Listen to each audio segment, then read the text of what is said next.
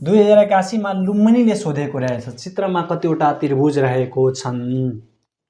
एकपटक रोकेर प्रयास गरिहाल्नुस् र यसको एन्सर कमेन्ट गरिदिनु होला। ठीक छ, ल यहाँ हेरौँ त।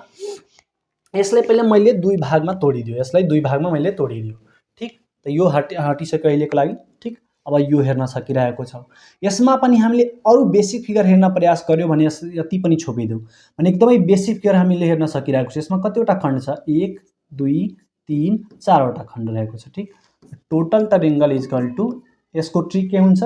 सबैलाई जोड्दियो, 1 + 2 + 3 + 4, 1 मा 2 जोड्दा 3, 3 3 6, 6 4 10वटा। ठीक, तब यो लेयरबाट 10वटा दियो, त यहाँ यो लेयरबाट पनि त 10वटा दिइदिन्छ किनकि 1 2 3 4वटा खण्ड यसमा पनि छ भने 10वटा यसले पनि दियो भने जम्मा कतिवटा? 20 भयो।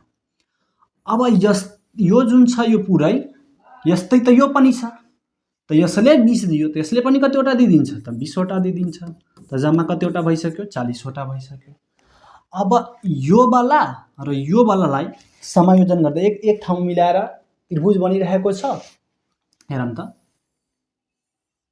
एउटा यो हेर्नुस् त, हेरियो, त्यसपछि यो दुईटा, फेरि यहाँ हेर्नुस् 3वटा र यो 4वटा भने 4वटा यो आयो, कतिवटा भइसक्यो? 44वटा। हाम्रो अप्सन सी सही एन्सर हुन जान्छ।